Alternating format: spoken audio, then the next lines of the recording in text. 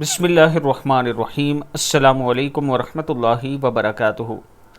رسول اللہ صلی اللہ علیہ وآلہ وسلم جب نماز سے فارغ ہوتے تو 3 دفعہ یہ دعائیں پڑھتے۔ اگر آپ بھی 3 دفعہ پڑھیں گے تو آپ کے بھی گناہ معاف ہوں گے۔ دعائیں کیا ہیں؟ بسم اللہ الرحمن الرحیم۔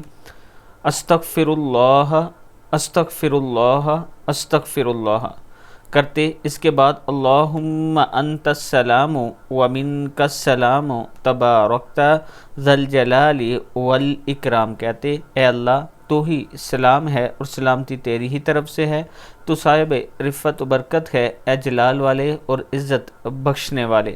صدق اللہ العظیم۔ یہ جو دعائیں ہیں یہ آپ نے ہر نماز کے بعد پڑھنی ہیں اور اللہ کے حضور پھر توبہ استغفار کرنی ہے، یعنی توبہ استغفار اللہ سے توبہ کرنی ہے، معافی مانگنی ہے، تو اللہ تعالیٰ ضرور آپ کے گناہوں کو معاف کرنے والا ہے۔ اللہ تعالیٰ ہم سب کو اس پر عمل کرنے کی توفیق دے۔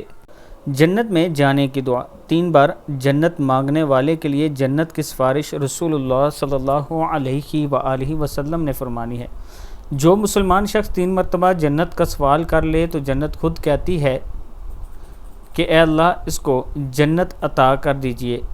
جنت کا سوال ہے اللہم انی اسألک الجنہ، اللہم انی اسألک الجنہ۔ پھر پڑھ لیں اللہم انی اسألک الجنہ۔ صدق اللہ العظیم۔ بسم اللہ الرحمن الرحیم۔ السلام علیکم ورحمۃ اللہ وبرکاتہ۔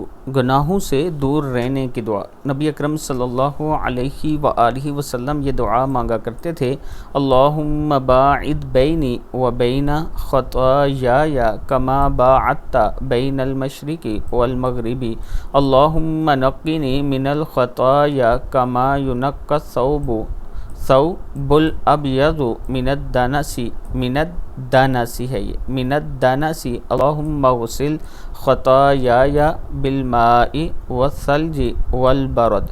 اے اللہ میرے اور میرے گناہوں کے درمیان اتنی دوری کر جتنی مشرق اور مغرب میں ہے۔ اے اللہ مجھے گناہوں سے اس طرح پاک کر جیسے سفید کپڑا میل سے پاک ہوتا ہے۔ اے اللہ میرے گناہوں کو پانی، برف اور اولوں سے دھو ڈال۔ صدق اللہ العظیم۔ میدان محشر میں سارے فرشتوں کی تسبیح۔